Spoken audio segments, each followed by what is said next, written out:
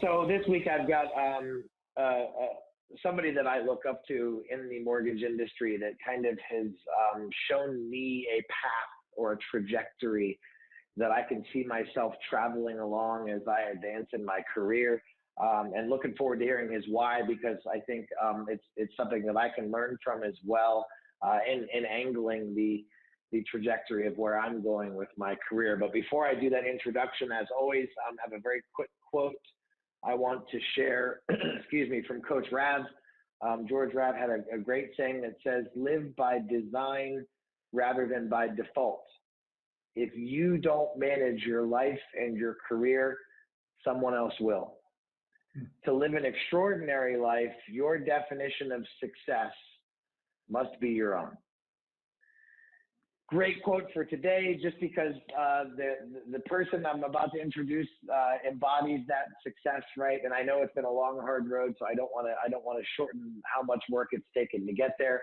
But Bob Rankin is here with me. Bob is a fellow employee of Fairway Mortgage. Bob is out in the Washington market, right, Bob? Yeah. Yep. Seattle market. How many? Excellent. And in Seattle, how many people are you overseeing right now? We've got a little over 60 employees.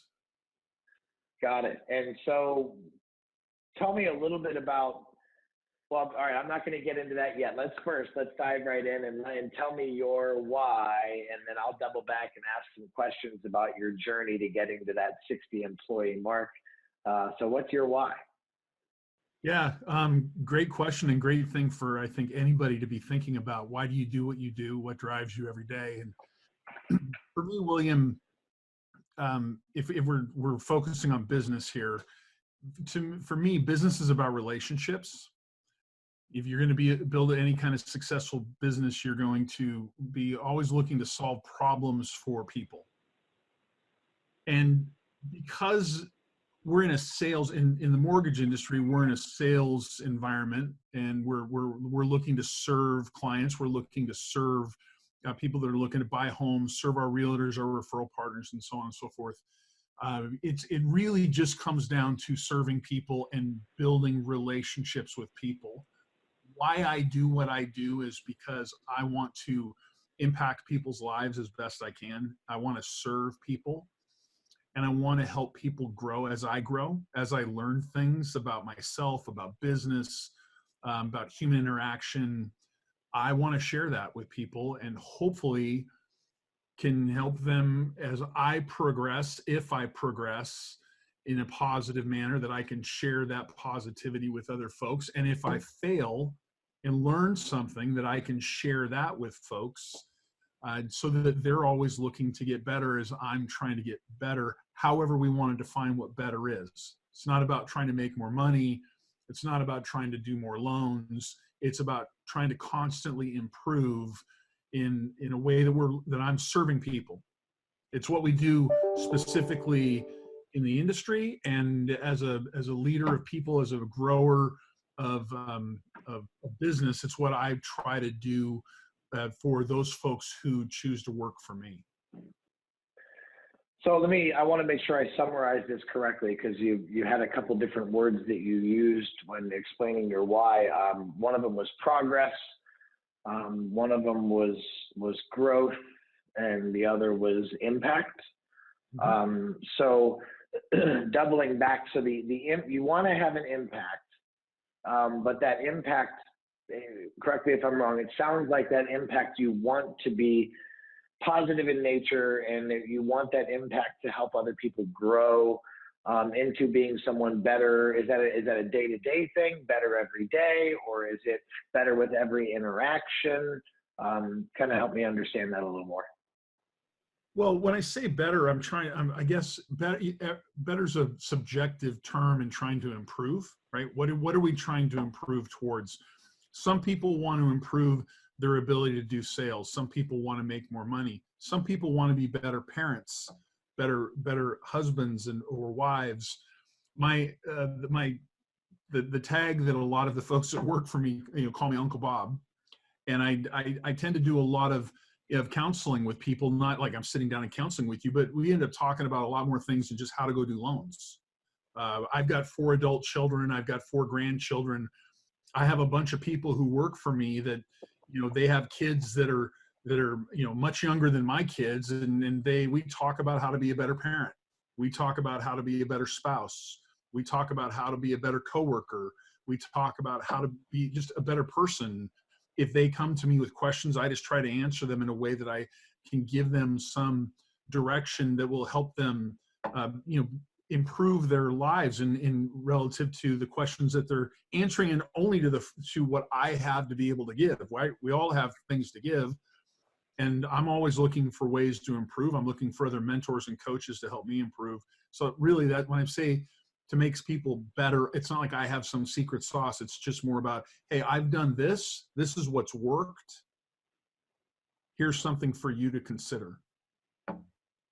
Man, I think that's really impactful for me too, because I think we all like to think that we bring something to the table, but every one of our experiences is different, right? So we may experience the same thing together, but our takeaways will be different.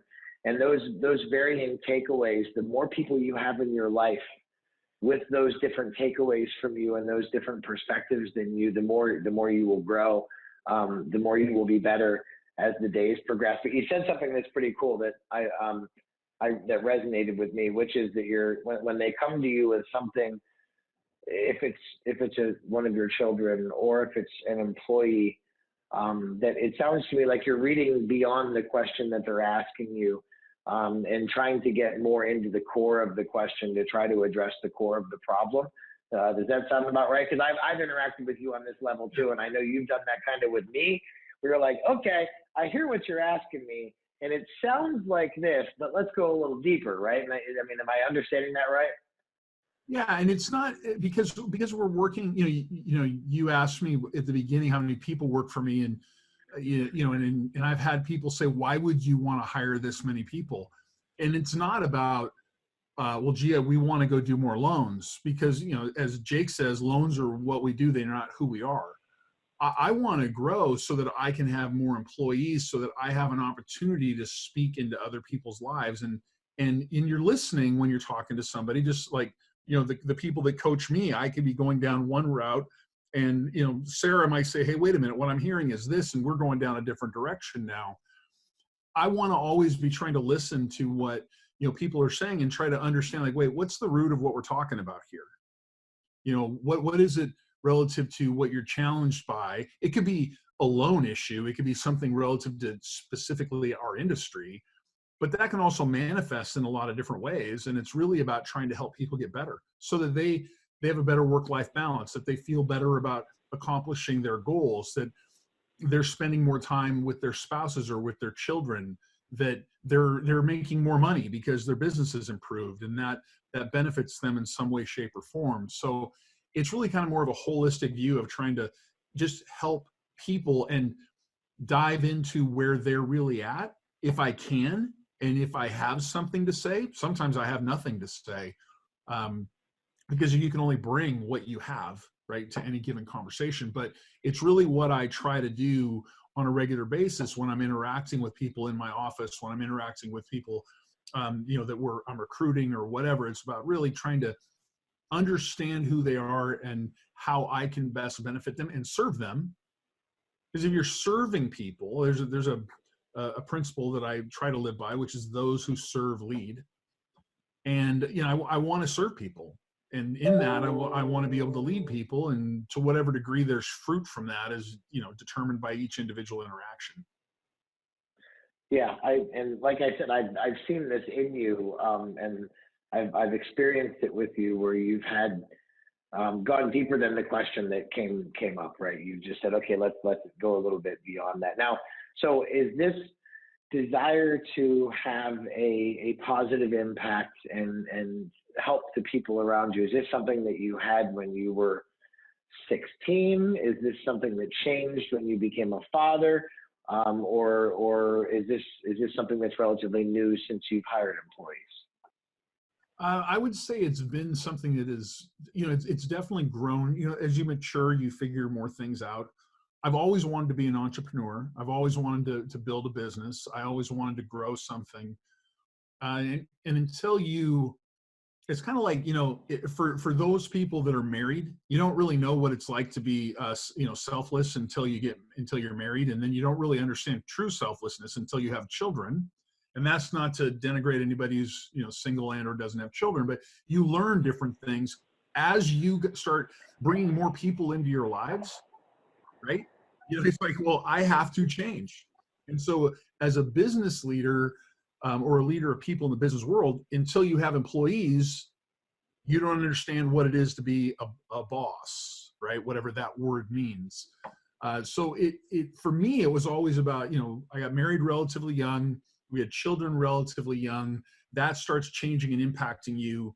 And from a business standpoint, I wanted to, grow something. And then you start hiring people and you learn what you're good at and what you're not good at. And you fail in some ways and say, well, gee, I'm never going to do that again. I have a never again list, things I just will never do again. So it is morphed, but it's been in me for a long time. I'm a Christian. I read the Bible. I try to take biblical principles and apply them in an everyday world, without trying to preach at people or things like that. But I believe I believe that people are messy and challenging, and yet that's who we are. And we have each other to work and grow and build with in family and community and business and a nation, and however you want to, look at it. And so it's been with me for a long time, but it's definitely morphed over time.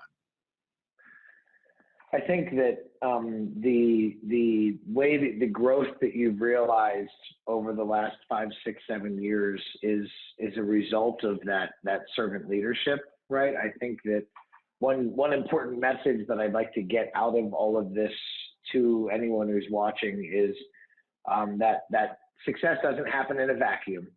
Number one, that you can't isolate yourself and expect to have success, and that success doesn't have to be ego-driven or ego-based, and it doesn't have to be all about you when it comes to you realizing success. And again, so the ego and the vacuum, those are things that we've seen within Hollywood and in other places that type of thing may or may not work, but that example that you've set of servant leadership, that trajectory, I mean, you went from 5, 6 years ago having single-digit employees to now having 60.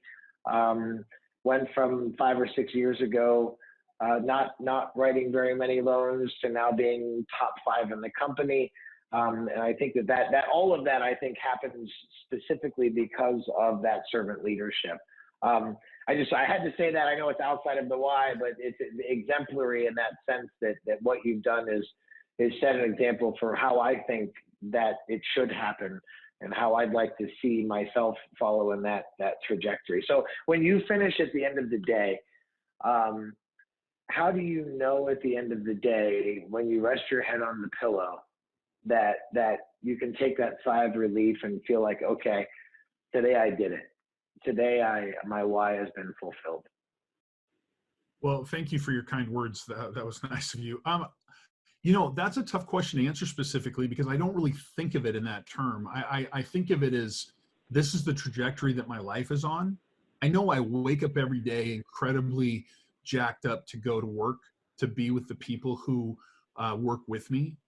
I wake up every day, saying, gosh, here are the goals that I want to attain. I was in my production manager's office earlier today saying, hey, if for us to go where we want to go to, we are going to have to hire X more people, and we have to become better at the identification of who we're hiring. We're going to be taking risks with people. We're going to be challenged by this, all this stuff, right? It's not about, oh, well, I want to get to 50% more volume because I want to make more money. It's about, we have an opportunity to impact, dozens more people's lives. And I just think that's really cool. All right, let's pause there then. So let's carry it to the end of your days, right? When you think about having lived a fulfilled life, and if at some point you're at a point where you're looking back with that stoic mentality of, okay, I've lived a life according to the principles and values that I believe in. How would you know at that point, either when you're sunsetting in the business or when you've reached the end of your days, that you can look back and definitively feel that this impact has been realized? Yeah, that's a great question. I guess the best way that I could answer that, William, is saying I try to get that validation every day. You know, whether it's with my wife, whether it's with my children, whether it's with my coworkers. I mean, I'm constantly pressing for that. I'm looking for that. Am I seeing improvement in people? Am I seeing people take new risks and new challenges? Am I seeing people fail and then helping them overcome that failure through my own failure and what I've learned? So instead, the way that you ask the question almost makes it sound like, okay, well, again, to use your phrase, in a vacuum, I've lived X number of years, and now at this moment, I'm going to look back. I try to look back every day or in Got it. every moment and go, you know what, I think I'm winning here. Or, yeah, I Got did it. a terrible job with this right here. I need to be better at this because I didn't impact this person's life. Hey, this person isn't succeeding in the way that I had defined success for them relative as a boss, right? We define success. We put limits around people. It's not like people's lives or their degree of success is defined by Bob Rankin. But as the leader, it's like, well, wait, if we're not doing this, I have to change. And then when you see people change, I have satisfaction at that moment going, all right, we did something, right? You know, I mean, you talk about the end of days, and, you know, I can't imagine there's going to be a whole bunch of people sitting around my bed if I happen to be in a bed before I go. But, you know, hopefully it's my family that's there. But from a business standpoint, I try to see it every day. No, and I like where you hit on something that I think is indicative of you being a leader, right? Where it's not at the end of the day or at the end of the days. It's literally in the moment while you are witnessing the impact that you're having take place. While you're seeing it in that moment, you're able to say, okay, this is it, right? This was a successful interaction where I've had impact, and continue to do that as the day progresses. Did I understand that right? Does that sound right? Yeah, I mean, I'm not trying to, you know, accumulate too much for the end and say like, okay, well, I better have a big pile of kudos at the end. I look for kudos every day, you know, and try to have wins every day because, you know, you're looking at whatever you've defined as your why, and everybody has something different. In Bob Rankin's world, I just try to validate that on a daily basis. It's Yep. it's what gets me up in the morning. So as I've gone through today, and I've had some positive interactions today with a number of people, I don't know that I'll necessarily think about that when I lay my head on the pillow, but I do have a sense of like, hey, you know what, we're winning, and that's a good thing. And tomorrow, if I don't have that sense that maybe we won today, but tomorrow's a new day, and so it's not going to stop me from getting out of bed going, woe is me, because that vernacular doesn't exist in Bob Rankin's world. It's like, nope, let's go. We've got somewhere to go. So we need to be better tomorrow. And that level of self-evaluation for me allows me, I guess, to say, to be in the moment and enjoy those moments when they come. Yeah, that's really cool. You're one of the first that I've talked to about the why that has been in the moment in their review of the success of the why. Quite a few people have an end of the day routine that they go through before they go to bed, or they have a planner or a journal or a gratitude thing. And I think your perspective is pretty cool in the sense that, yes, at the end of the day, you can sleep easy understanding that you've done your best and you've tried. But in those literal moments, you're able to check mark off that gratitude journal right then and there while you're working on it. How cool. So now, any final thoughts before we finish up? No, I appreciate you asking me to be a part of this, just because I think anybody who's listening to this, you should always be asking, why do I do what I do? You know, why do I go to work every day? What are the reasons why I am trying to accomplish whatever it is that I'm trying to accomplish? I think those are great questions. I think that being self-introspective is positive without dwelling on negativity. I mean, I'm a big believer in, thinking about yourself positively, and at the same time, when you wake up in the morning and you're looking in the mirror, you should always be thinking about, how can I be better? Yesterday was a win, but how can I be better today? That's the humility first that we try to exemplify as best we can, even though we're, we're still human beings, and when, we're messy and we screw up, right? And when you screw up, you have to give yourself grace for the fact that you screwed up and give other people grace. So ask the question, think about it, dwell on it, and then go implement it. And if it's not working exactly the way that you wanted to work the first 1, 2, 10 times, that's okay. Keep tweaking. Don't ever stop. Yeah, thank you for that. It falls right in line with my own principles of reading Seneca and Marcus Aurelius, and these guys who just believe in being a person of virtue, and believe that their one tenet is just to get better every single day, right? And you hit on something that I'm a big fan of. Andy Andrews. He says, the words that you speak to yourself are important, and you have to be careful of how you talk to yourself in your own mind. And you kind of hit on that too. Two really big things from my own personal development that I've studied. My friend, thank you. I know getting our schedules together to try to make this time happen was a little bit of a challenge. I really appreciate your family. Big fans of your kids, big fans of the way that you built your business. And I can't wait to see what 2020 has in store for you. Thank you for being here. Thank you, William. I appreciate you doing this, and I appreciate our friendship and all that you're doing. You're an inspiration to a lot of people, including myself. And, so I appreciate your time. Thank you. Cheers, my friend. We'll talk soon.